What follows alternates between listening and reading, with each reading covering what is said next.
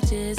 I'm chained in. What's going on, guys? Angelo here. Welcome to the Let's Talk About That podcast. As you all know, we always have a guest on the podcast now, and coming with me today is actually a coaster photographer. His name is Daniel, and he does a lot of amazing photography. He posts a lot on Instagram, really heavily.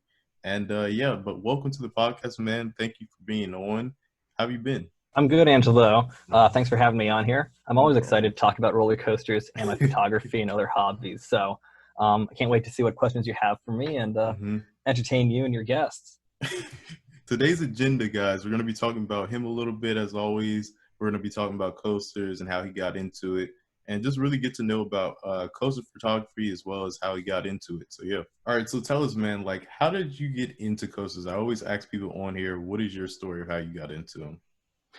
All right, so roller coasters in general, not the photography side of it. Roller coasters in general, try to keep this as short as possible because it's kind of a long story. Give us the long one. It's a podcast. Okay, so my dad's been into. My dad liked coasters, not an enthusiast, but whenever he found himself at a park, he liked riding. But my mom doesn't like rides whatsoever. So yeah, that's the thing for me. So they never went to parks together, and it wasn't until I think around the turn of the millennium, my dad, his company had some company picnic at Six Flags America in Maryland. My older brother, 4 years older, so my dad's been looking for someone to ride coasters with, because my mom won't, but my brother hated coasters. So my dad would ride a few things here and there. We never really structured any vacations around parks, which is fine. But eventually I got up to a height where I could ride coasters. So he started taking me on some testing those waters. It wasn't until 2005, May 2005, a band trip with a middle school there and after fifth grade. We're at Six Flags America, and my dad was one of the chaperones. And I mean, I was taller, a bit braver and whatnot. And so eventually, so anyways, from there, I got on a bunch of coasters that day. And he was like, yes, finally. Exactly. So from there, then a few weeks later, some other friends asked me to go down to King's Dominion. My dad wasn't a part of that, but I love everything there. That was my first time at King's Dominion in 2005. Oh, man, that was before Intimidator and Dominator. That's right. That's right. That year, Tomb Raider opened at King's Dominion. Wow. Hypersonic was its second to last year. That's right. A year before. That was Paramount days, man. That was Paramount days. That was one of the second to last year of Paramount days. Man. It was a good day nonetheless. Yeah. I don't remember doing anything else that summer. And then 2006, again, I had a band trip to Hershey Park, which I loved.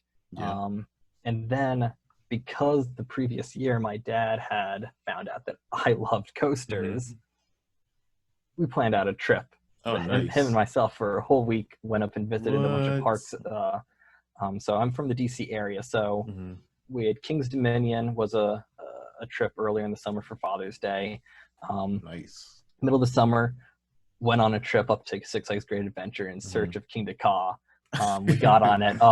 It was a good day. First time there at that park. Really great. I remember last year. That was awesome. Oh, man. King Ka is such a rush, and everything else there. Unfortunately, we didn't get on El Toro that year. It was opening year in 2006. Oh, yeah, that's right.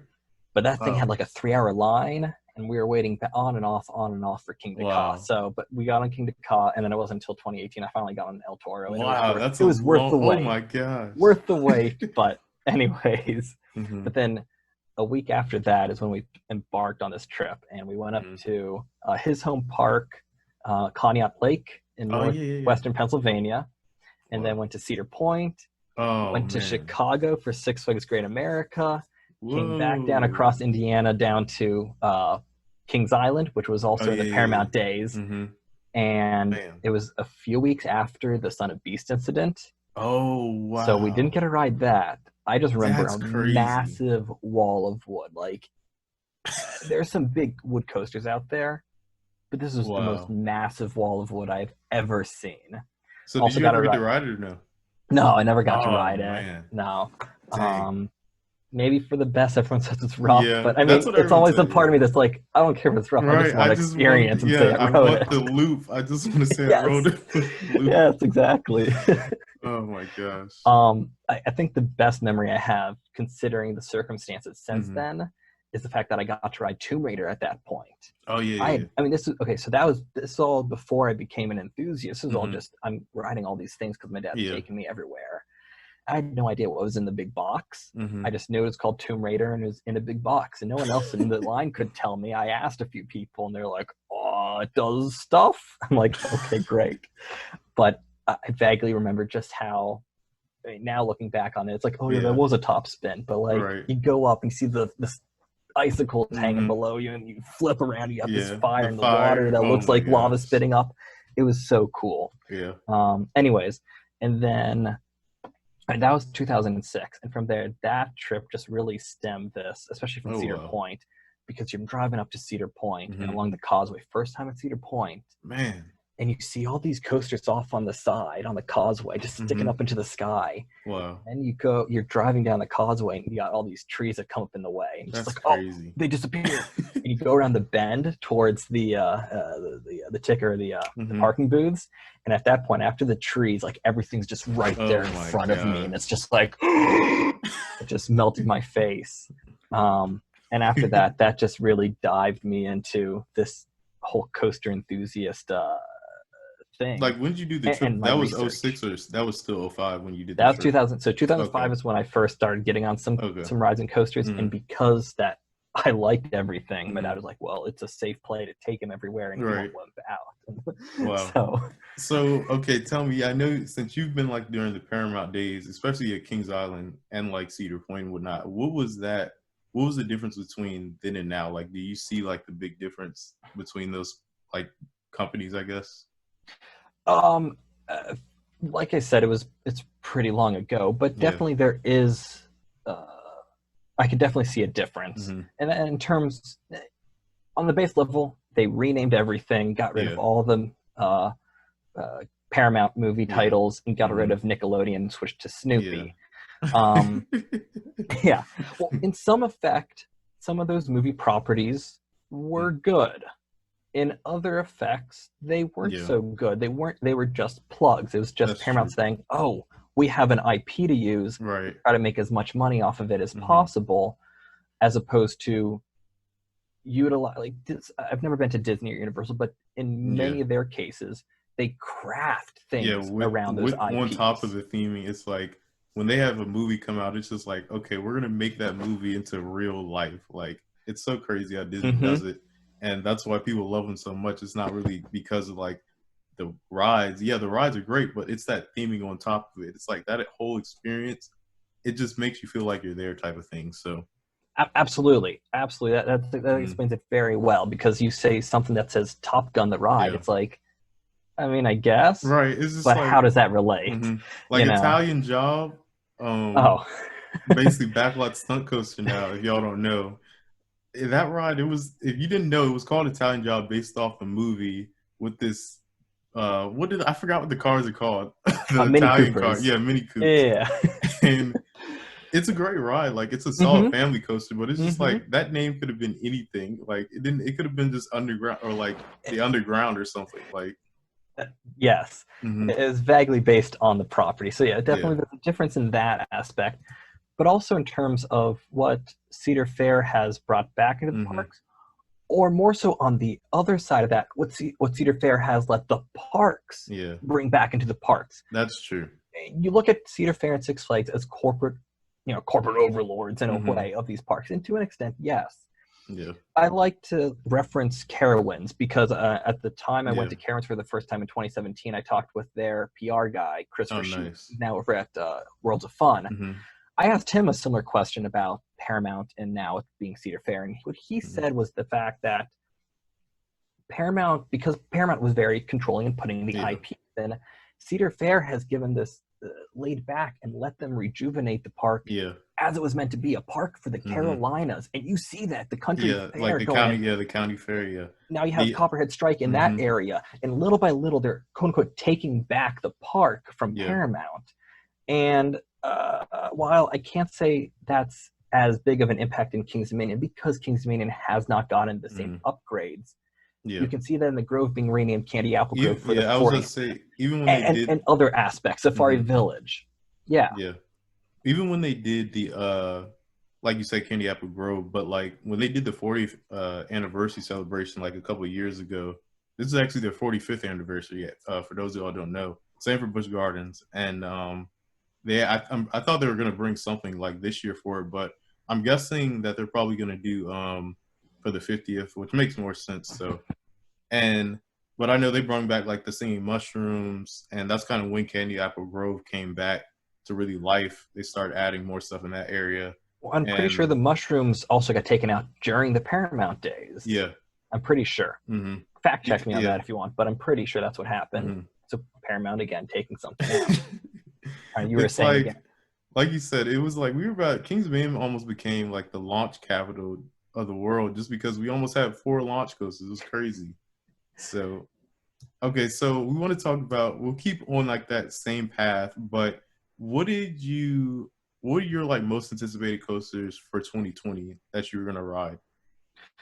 Well, okay. So 2020, even before the current situation of COVID and the pandemic and whatnot, that everything's shutting down. But even before that, my park trips were going to be very, very light this year. Oh, okay. Just from other personal reasons. But if anything else, I would try to get down to Busch Gardens. So I'm definitely going to try to get down to Busch Gardens for Pantheon. Yes. That's what I'm looking forward to the most. That's the best answer I can give you. It's not the if you asked me last year, I had so many parks trips planned out. This year's very, very, very light. But I'm still excited to get back down to Busch Gardens. It's a great park. I'm glad to have it so close. Yeah, same. And it's got other roller coasters there that are world class. So Pantheon, see how the park has changed, how they're introducing Pantheon and integrating into that area. Yeah, I'm interested in the for Busch Gardens in general. I was gonna say I'm really interested in like the theming, like that Roman God theme. That's like a really great theming for a park. You wouldn't have thought of like a coaster being themed to that, but it's a really good idea for them to do that. So I'm interested to see how they're going to incorporate everything together, because I know now they have like that Pantheon burger and like pizza on the menu that's supposed to be there. So I'm really excited because Busch Gardens, really just SeaWorld Entertainment this year was going hard. So absolutely.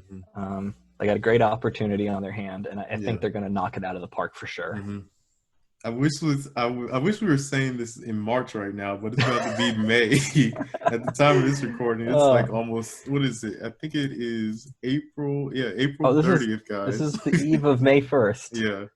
So it's not March anymore, and we're still stuck in this quarantine. So how is that treating you, man? How have you been during this quarantine and everything? I've been enduring it. Just some setbacks in my life because of it, but I've been enduring it as best as possible. Taking this time to edit pictures, get on with some personal things in my life that I want to get done, and also just get out and do some bike riding and some other things that I've been neglecting for a while. So it's not the most exciting time, as I'm sure a lot of people are getting a bit homesick and whatnot, or cabin fever, I should say, cabin fever. But I'm working with it as best as I can, as best as anybody can, and trying to look to the positive. Are you still working or what? So that's part of the personal stuff. Oh, okay. Oh man. Yeah, I'll let that be. Yeah, someone else on here, Coast to Daddy. I just did a podcast with him like probably last weekend. I did a podcast with him, and he was like, "Yeah, he's not working either." He was like the first person on the podcast to like not be working. So it's like it was interesting just hearing his story and whatnot. I like that's changed for him. So luckily he's still doing pretty well. So it's not like everything like the world went to crazy on him. So all right. So how did you get into photography? Have you always been really interested in it, or like when did you first get fully involved really in it? So I guess in a way I have kind of been involved with photography in some way for a while. Coaster photography, not as substantially as I have been the past few years, but photography in general, I would say yes for the longest time. kind of around the same time that I started getting into coasters is when I got into photography. Wow. But they weren't related at the time. Yeah. So back in 2005, I got a digital camera for my birthday. It was a cheaper digital camera, not the best megapixels, but still digital camera. I was ecstatic, and I took pictures of everything I could. Years go by, I'm taking pictures with it, but again, not the best picture quality. My parents had by then bought themselves a digital camera. Oh, wow. And I started borrowing that for things.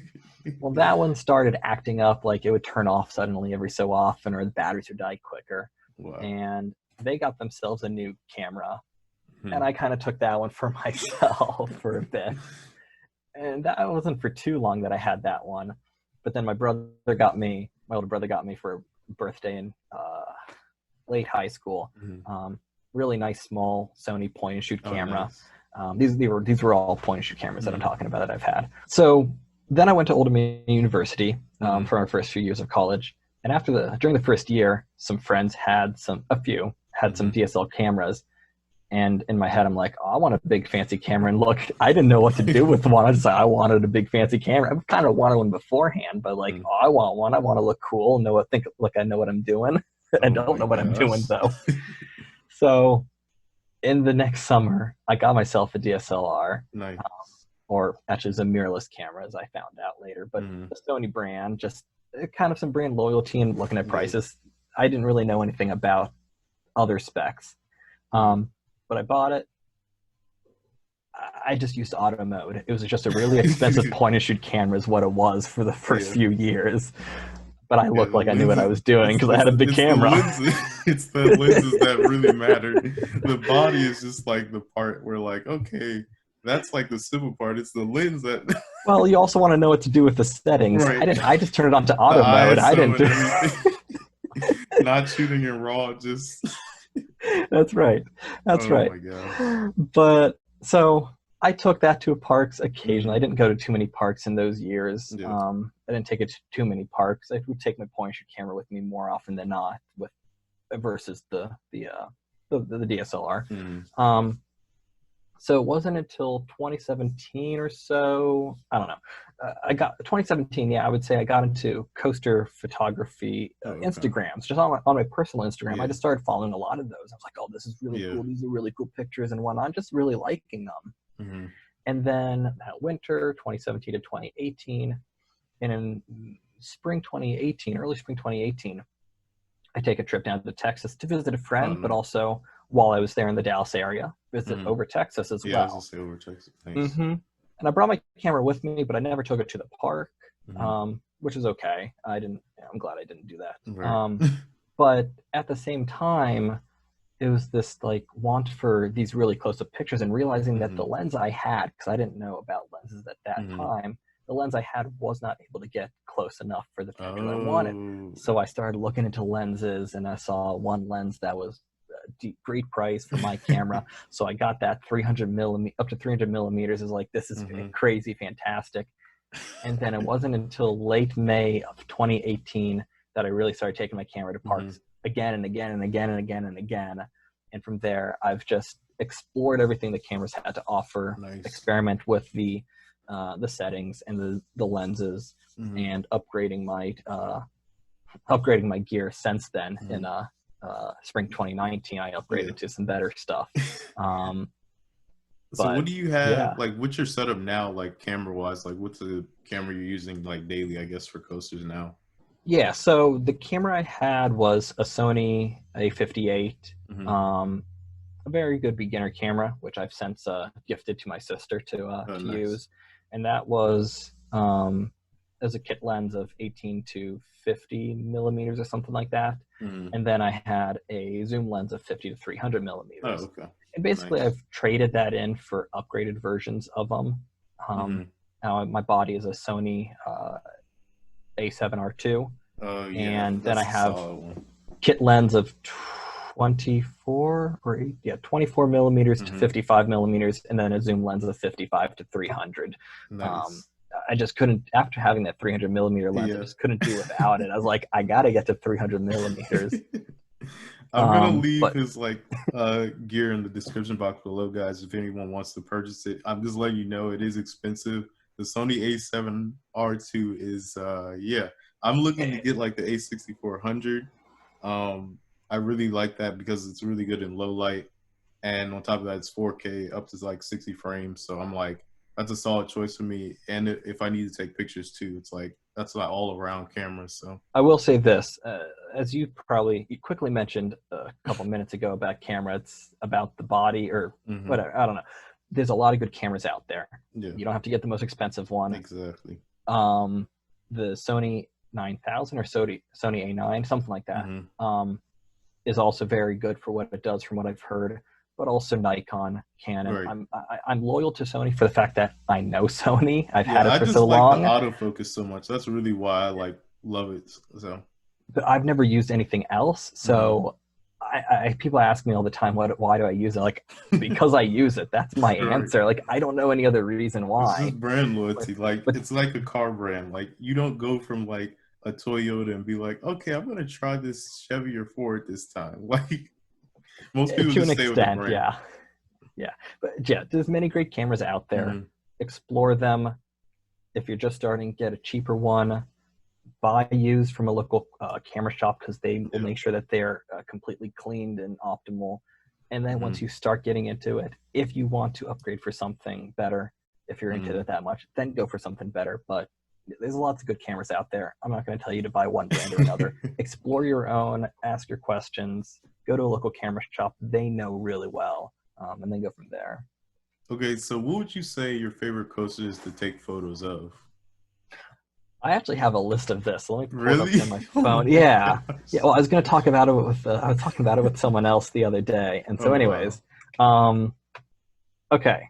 So here we go. I got a few in here. B&M Hypercoasters is one of those that I really, really, really, really, really like, especially Intimidator and Behemoth. Just because they have. I see you take a lot of Intimidator photos.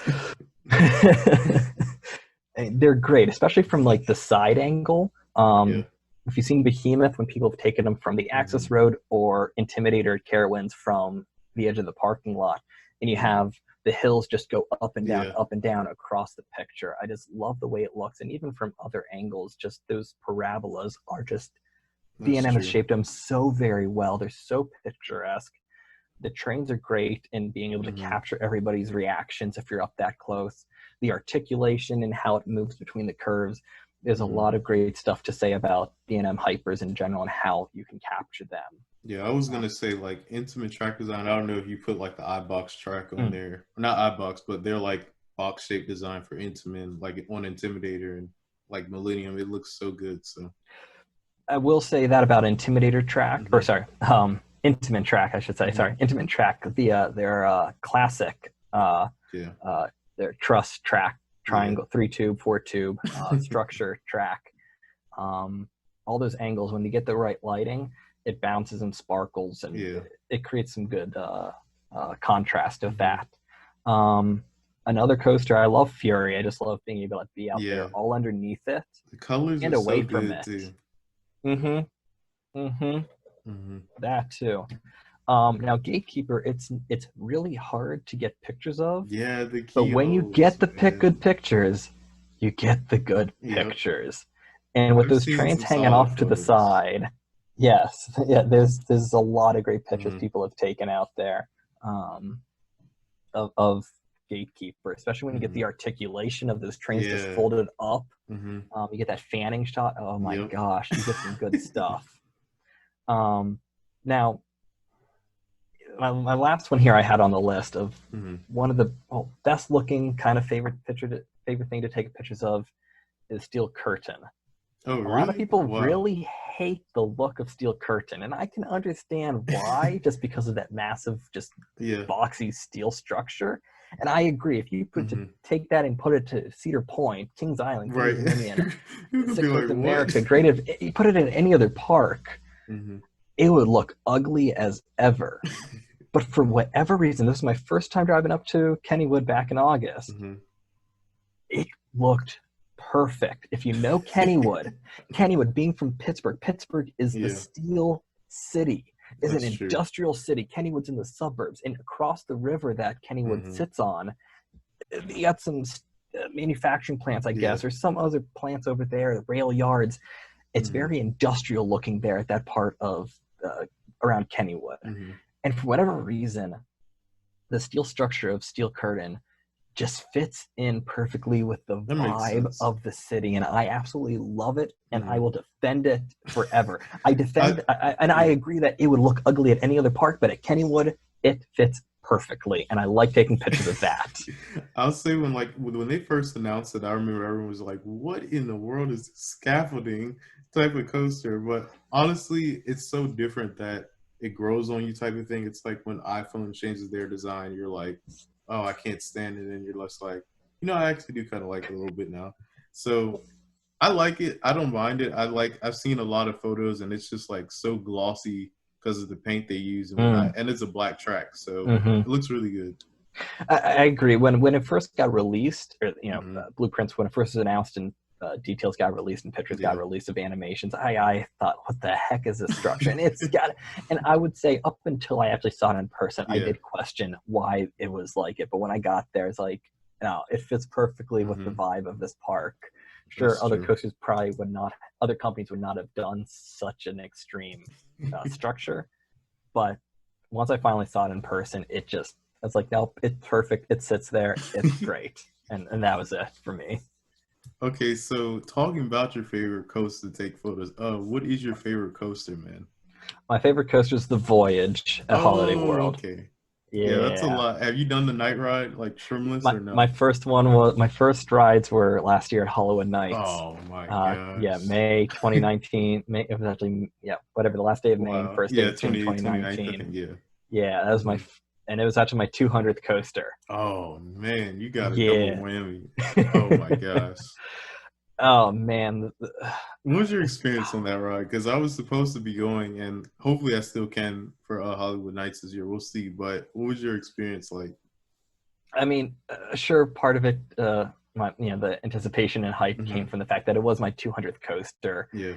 But even beyond that, just ride after ride after ride from the first night and especially into the second night, it is absolutely out of control. It does have that wood coaster, ricketiness and roughness that you would say, but it's out of control. It's crazy how Gravity Group engineered it, and people talk about it again and again, how they designed it uphill.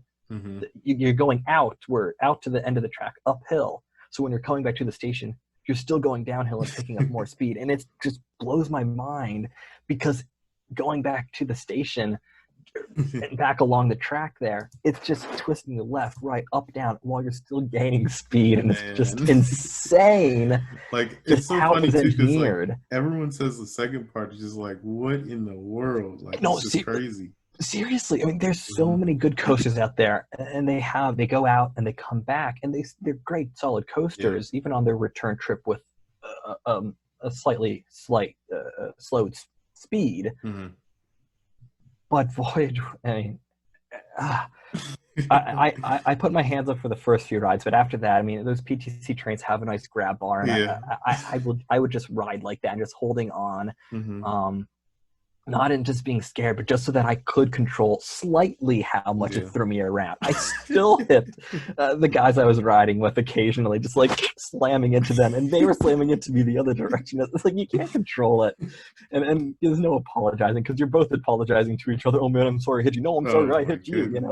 The Voyage is just, it's mind-blowing, just how Gravity Group engineered it, and how Holiday World loves it and cares for it as well. Yeah, I can't wait to ride it. I know everyone says Ravine Flyer 2 is also pretty good. I rode Ravine Flyer 2 so Saturday night was Hollywood Nights, the last day.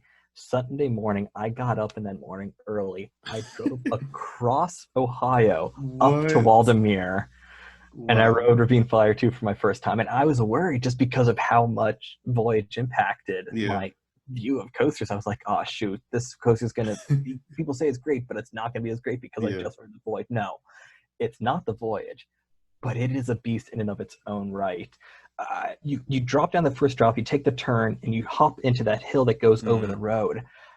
Gravity group, once again, engineering, perfectly designed. Yep. I swear, you get into that hill, at the bottom of the hill, right before you get into that hill, it pops you like out of your seat, and you float across the entire hill. It just like pop across, and then you come back down to the bottom, and it catches you like a glove in that seat. It's like, what just happened? What just happened? Like, oh my gosh! No, Gravity Group just designed it so well there, and from what I was told, sorry. Yeah, you're good.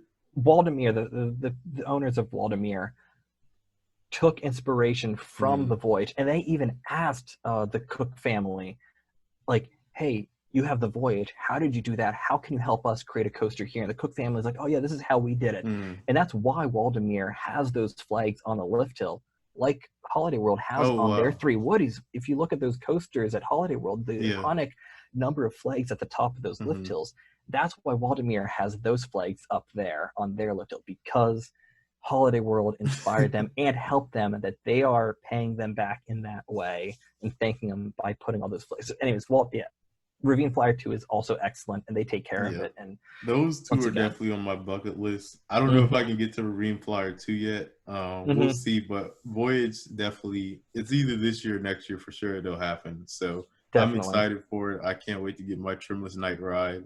And I know a lot of other people are definitely hoping to get there too. But what would you say for your manufacturer-wise, what are your top 3 manufacturers? Oh gosh. You see, I can tell you what my favorite coaster is just because I've been so impacted. After that, like number 2, 3, 4, 5, 6 of coasters, it's just a jumble of a list. It's like, okay, here are a bunch of other coasters I like.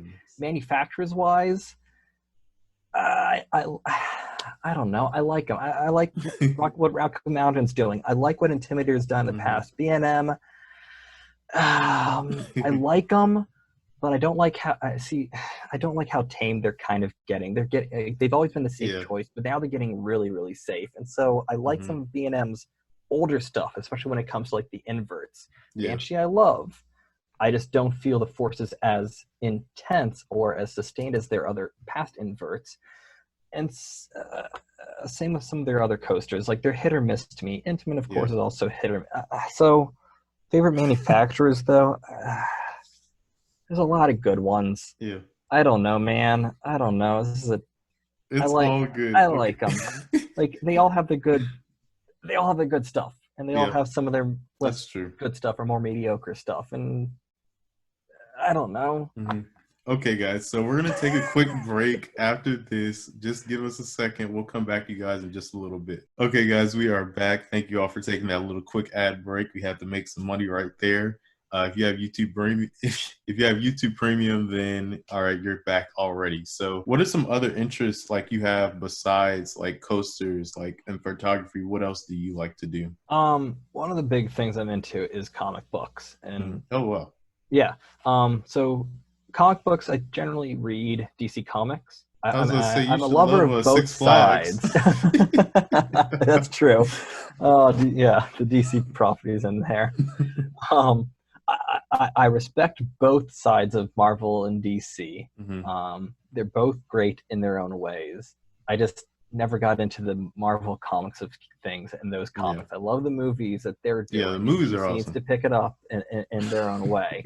We're not going to get into the movie side right now, but they both have their great stuff. But I just really like Batman mostly. And I've read some Superman comics and some other things, but I love just being able to go out, every month and being able to pick up comics and having a next part of a story. Yeah, that's true. And having the stories just keep going on and on and on and on. And there's some great writers out there, Scott Snyder, Jeff Johns, if anyone wants to look them up. They've done some great runs on Batman and Green Lantern and Justice League.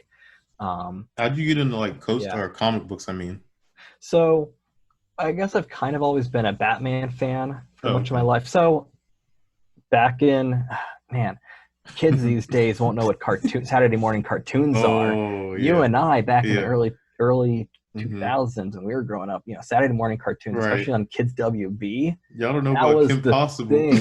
And then you have Kim Possible and other things from Disney and Cartoon man. Network that I never had, but because I was growing up without cable. Cat Dog. At the hotels, whenever we went on vacation, that was always it. ABC, man. ABC family. That's it. So, but anyways, Kids WB growing up, they had, when I was growing up, they had Batman Beyond was just beginning, which I never watched, but also Static Shock. Oh, yeah. That started up soon afterwards in the early 2000s. And also X-Men Evolution. Oh, yeah. So I had both Marvel and a DC thing. I never watched I never watched Batman Beyond, but Static Shock was just awesome. And then Justice League joined up, and I kind of knew who they were just because you kind of know who they are just from talk and from everything else in society, and them also being plastered on backpacks and lunchboxes as well. You just kind of know who they are. So that was just the coolest thing. And X-Men Evolution, that was my first introduction to X-Men. Oh, wow. And that was also awesome. But then after those ended, you had on Kids WB, The Batman, THG, The Batman. That cartoon, a new iteration of Batman. And that's what really got me into it, because I was the Batman cartoons are really good. Like, I really love the older animation back then. Like, the new ones now, it's almost like they're too HD. And, like, back then it was like, oh, they look like the comic book kind of came to life type of thing. So I agree with you there. I agree with you there. A few years ago, I was able to watch all of Batman the Animated Series from the 90s and Superman the Animated Series, and went through Justice League and Teen Titans as well from the 2000s. Yeah. But, I mean, the Batman from 2005, whenever that started, that was what really got me into Batman. And just knowing who the character is, Batman, Robin, Batgirl, and just those characters. And that's what really got me into them, sort of. But I never really bought comic books at that time. Yeah. It wasn't until my last year of high school, my older brother, he had gotten into comics and getting them weekly, and he introduced me to them then. And so that's when I dived into some of these stories, he recommended from Batman and Aquaman and things like that. And from there, it's been this whole just immersion into this, so much more that I didn't realize I needed to know, that now I know. And now it's like, this is so cool. And then I have a problem with all these superhero reboot movies and TV shows. God. And I'm like, I just can't watch them because it's not the same. You read the comics, it's not. Some of it they do get right, and this is like most of it's not right. I mean, I will say I love what Marvel did, how they put everything together movie wise. Absolutely. That was just epic. Like, if DC could do it the right way, I probably would say I like them more. But it's just because Marvel they do it so well for movie wise. It's like, man, it's kind of hard to be like, oh, I like DC better type of thing. So, without getting into it too much, my base answer is yes. Thankfully, Marvel had at the time the head of Kevin Feige, who's still on board with it, to plan out everything. And that's where I'll leave it. DC needs to pick up their act.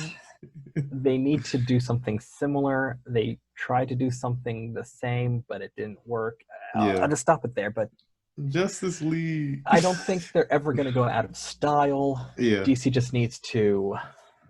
Wonder Woman did good, and then I know the next one comes out this year, or might have already. I don't even remember. Wonder Woman was supposed to come out in June. That's been delayed to the fall, just like many other movies. And many of these other popular movies, franchises, James Bond and whatnot, that were supposed to come out at this time. They've all been pushed. And But, I don't criticize because I hate them. I criticize because I love them and I want them to succeed. So it's just frustrating when they can't get it right. But how I feel about King's Dominion right now. That's exactly. People say stop hating on King's Dominion because why do you complain about Volcano being gone? Why do you complain about the Tomb Raider being gone? Because I remember the good old days. Yes, and it's not that I hate King's Dominion. I like what Cedar Fair is doing. It's just I want them to succeed. It is, and it's really not their part. It's the company that's Cedar Fair Entertainment. Is just they don't want to put that investment because after what Intimidator did, it was just there's a video coming for that soon, guys. So please subscribe to the channel if you haven't already. I'm going to keep my lips sealed on this matter, but what they're doing there. I know Star Wars, they're bringing back like the Clone Wars, which I'm actually really happy about because there never was an ending. For those who all don't know, Disney Plus, I'll probably get it back just so I can watch Clone Wars, and then I'm going to unsubscribe. That's what I do with all my subscription services. All right, so taking a turn back into the coaster industry, what is like your favorite theme park? Theme park or amusement park? Let's do both. Okay. Well, theme park, I already said earlier on in this in the podcast that I've never been to Disney or Universal. Yeah. So in terms of theming, I would say Dollywood. Oh, okay. Dollywood. Yeah, that's a good one. Just because there's enough around it that they've surrounded it. That's a bad phrase, but like the story of it.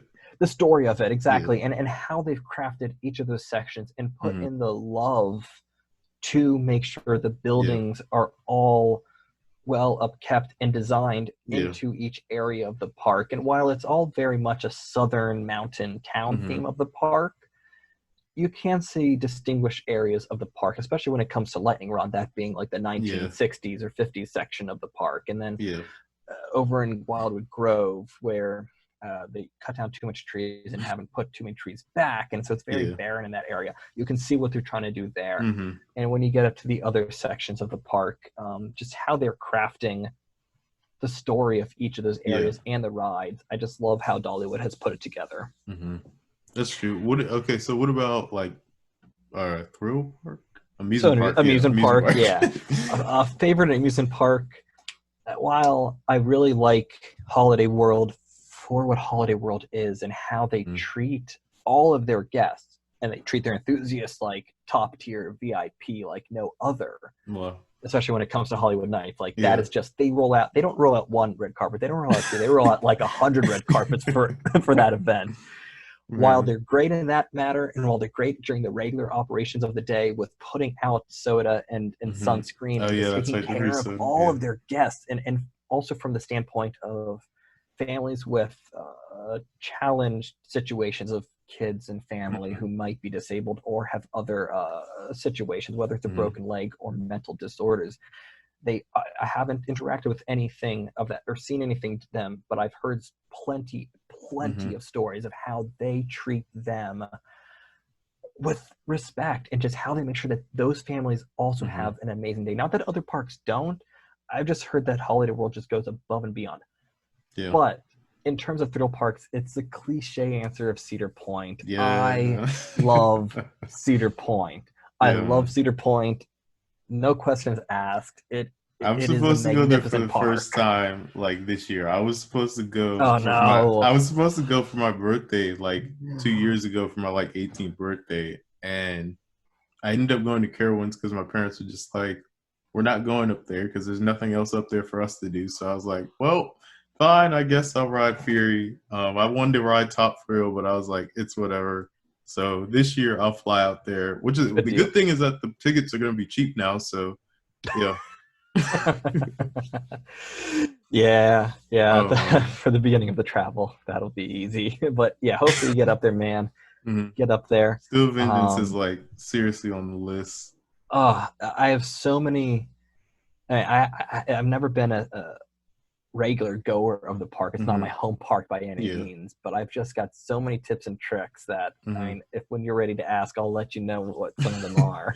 I know for a fact though that like people always tell me, they're like, get the hotel. I'm like, I'm not paying for that hotel. When I can get a discount for cheap. I know somebody.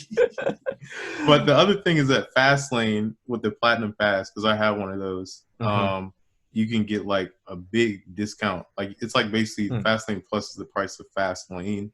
I think that's what they said. I haven't heard that. I never thought that the fast lanes were discounted with it, because Platinum Passes come with like regular discounts on food and merchandise. Yeah. I never thought that was the case with the fast lanes. I could be wrong. Yeah. But depending on how long you're going to be at the point and what days. What day would you say to go on? Like what day? Weekday for sure or what?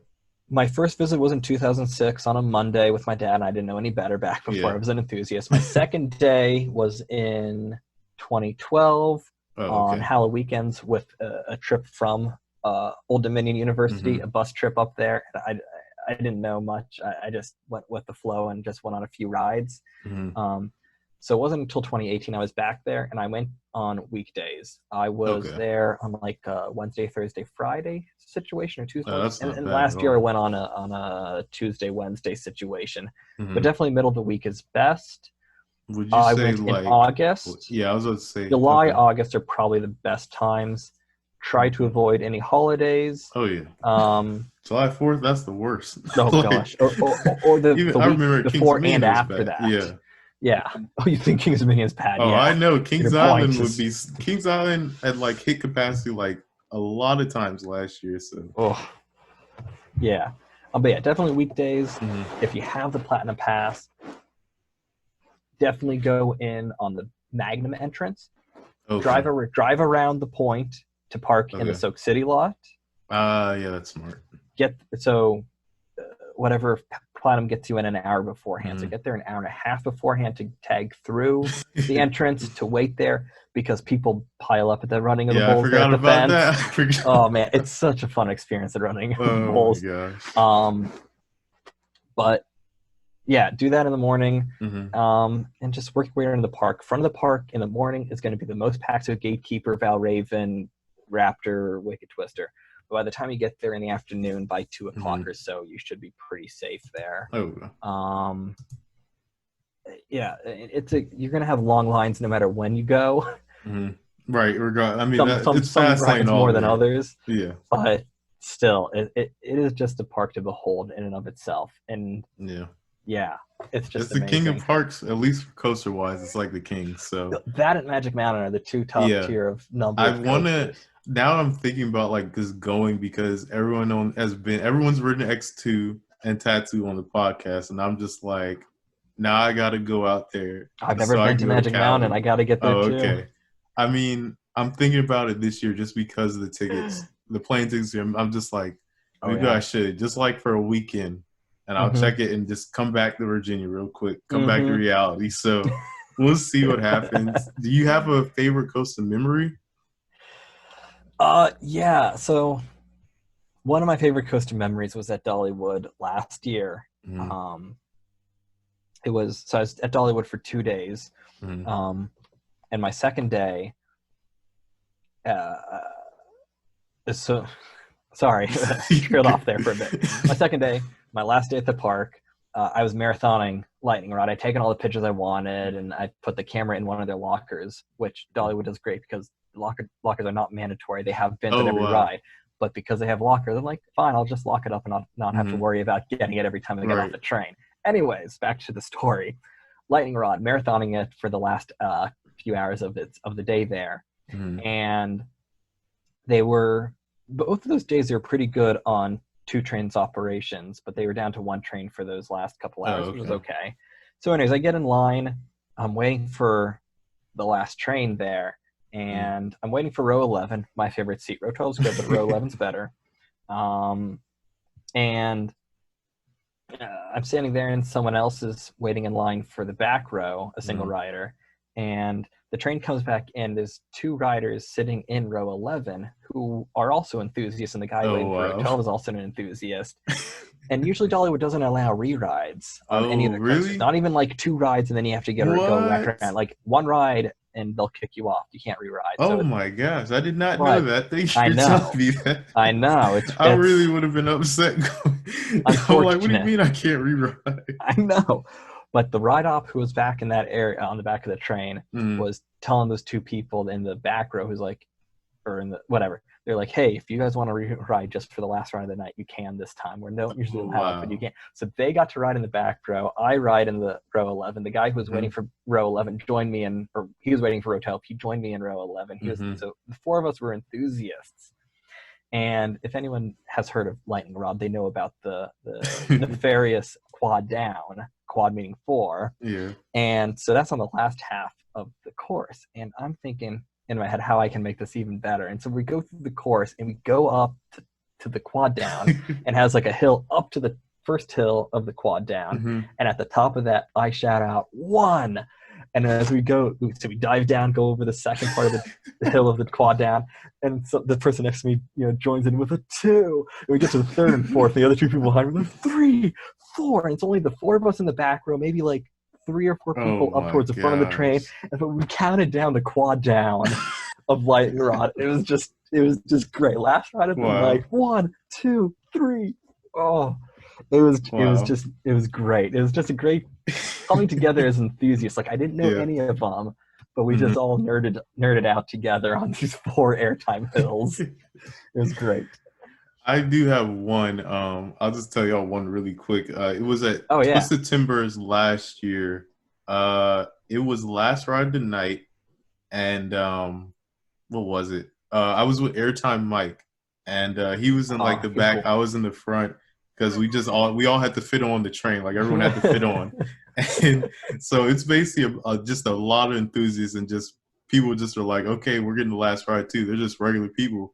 And what ends up happening, we ride the first time, get up the hill, come back, and everyone's chanting, one more ride, one more ride. And the ride operator was like, I never do this. But they were just like, relock your seatbelts. And then we went again. Yes. When we got off the ride, everyone was just screaming. We were all happy. I filmed it. I think I still have the video. I have to try to find it. I might post it on the channel, but that was an awesome moment. It was like, finally we get a last Friday night twice. So that was awesome. I have quickly a very, very similar story. Yeah. Last May, I took my sister on a road trip of parks. Her first trip to Carowinds, and then down to Six Flags Over Georgia. And at Six Flags Over Georgia with Twisted Cyclone, that was her first RMC. Wow. And I mean, she loved it. And we had been able to ride a few times throughout that afternoon, front row, back row, front row, back row. But we inadvertently got last ride of the night in the front row. We weren't trying to wait for it. We were just going to go, okay, this is our last ride of the day, and we're going to do it front row just because it's the best row, and then we're going to leave the park. But it was the last ride of the night. Just inadvertently, the park had closed, and it just whittled down a number of people like, okay, cool, awesome. So we get to the brake runs, and the train in front of us was being sent out empty. And as we roll into the station, my sister starts a chant of one more ride, one more ride. So I join in, and the rest of the train joins in. And the best thing is half the ride ops, like the ride up behind the control booth was kind of like, okay, I'm ready to just push dispatch again. And some of the other ride ops were like, okay, fine, we'll just dispatch. The other half of the ride ops were just like, dude, get him off the train. We want to go home. We want to go home at the end of the night. It's the last ride. Just get him off. And the ride, like, he didn't unlock our restraints or anything. He hadn't unlocked them yet. And he's looking around and he's like talking away because they have the mic there on the control booth. He's talking with one of his other ride ops. And eventually he like leans into the microphone and goes, all right, dispatch. And all the rounds like, okay, fine. And they all go check to the stations, put their thumbs up, pushes the button. Well, and we roll out of the station, and it was just great. One more ride, two rides in a row, front seat, two last rides of the night in the same day. That's it was great. It was great. If you guys haven't got that experience, let me tell y'all, it's just like, it's almost like when you like, I can't really describe it because there's nothing else really that I can think of. But like for a coaster enthusiast, it's like that one last ride. You're just like, we get to go one more time after the last time that we thought was the last time. That just makes our day. Like I know the crews, it depends on really the crew that's there. Some of the crew, like you said, it can just be like, man, come on, get them off the train. I'm tired today. And other people, they're just like, no, just let them have this fun. Because like some people, it's like you don't know what because somebody's day could have been like beforehand. Right. So it's just like that one extra thing that you do. For the ride ops listening out there, if you're listening to the podcast, please do that more often. It's awesome. Okay, so we're gonna finish up on one last thing. I just wanted to ask you, what are some other coaster enthusiasts, or not enthusiasts, but other coaster photographers that you follow? All right, there's a long list, and I'm going to forget a few here. So to anyone I forget, I sincerely apologize. Oh my gosh. All right, let's start with my personal friends. We got Midcourse Media, Timmy. Oh yeah. pictures mostly of the Virginia area, but he's been around the country as well. James Barber, he does the Coaster Talk podcast, and he's also got a Coaster Talk pod Instagram. Not the same level of photography, but he does some good pictures there and content. And then into just like really hardcore photographers, you got Coaster Junkie Thomas. Oh yeah. My gosh. Pursuit of Thrills, Made to Thrill. Yeah. You have Coaster Jansen, Bean, 72, I know him. Yeah. Coaster Bean, BK Photo Page. Some of the people I've never met, BK mind Photo you. Page. Yeah, same. Marshall, he does he's a coaster engineer on Instagram. Got to hang out with him a few times when I was in Texas last fall. Oh my gosh, yeah, he's great. There's so many people too. Like, it's just like sometimes I can't even follow everyone just because it's just like I don't want to see the same coaster on my feed. It's just like, bro, it's the same shop. They all look so good. They all look so good, so you do follow them. I'll look at the posts that I've liked on Instagram, and I'm just like, it's the same, all Maverick shots. It's like, come on, but they look so good. Okay, more. I got more. Ben, he does daily coaster picks. He's out of California. Analog Thrills, he does everything on. He doesn't do everything, but he does a lot of things on film cameras. He does a few digital pictures, but a lot of the stuff is on film, which is a lot of mad respect for that. Yeah. And then up in Canada, you have Coaster Addicts. Then I got to meet Kevin from Northern Thrills last year when I was at Canada's Wonderland. Oh gosh, I can't go without saying OK Coasters. Yeah. He does a few good pictures, but he's known for his filmography, and that's some of the best filmography of coasters I've seen in a long time. I was gonna say, like, his is basically up there with Coaster Studios. Like, the way he does like a slower he'll do like really fast pace, and then like he'll slow the ride down really quick, and then it goes to normal speed. It's so good, man. Shout out to you, Brad. You do an awesome job with your videos. Oh my gosh, man. I can't wait to meet him. I can't wait to meet you. I haven't met you in person. Oh yeah, that's right. I know, crazy. I keep thinking I've met you already, but I haven't. I know. Gosh, there's so many other. Like, we would be at King's Coaster Vision, but yeah, hopefully we'll be at King's Vision. I know I have missed lots of photographers that I would like to shout out. I can't read through my followers list on Instagram, but if you find me on Instagram, go through my followers list, find the people there. I'm gonna leave. I'll try to leave the ones we said in the description box. I know it's a lot, so I'll see if I can remember them all. I'll just write them down while I'm editing this video. So if you don't see them all, guys, sorry. I do want to shout out the 3D printer people who do like the coaster 3D printing. So cool too. That's awesome. And Trackmaker, I don't know. You may not know my channel or anything. He does an awesome job with his. He does like this 3D animated sculptures, dioramas. So I'll leave all of them in the description box below. All right, so the one last thing I almost forgot. What is like just 3 cameras off the bat that you could recommend for like a beginner? I don't know. I said this earlier. I don't know cameras too well, but there's a lot of good beginner cameras out there. From Sony, Nikon, and Canon. I don't know the best ones. I'm sorry, guys. Just you're gonna have to do your research, or go to a camera store. Go to a local camera store. Don't go to Best Buy. Go to your local camera store. And those people know really well. From Sony, I mentioned Sony A9. I think that one's a pretty good beginner one from what I've heard. It's a cheaper but still excellent quality. From Nikon and Canon, I don't know, but I know that they all make good cameras.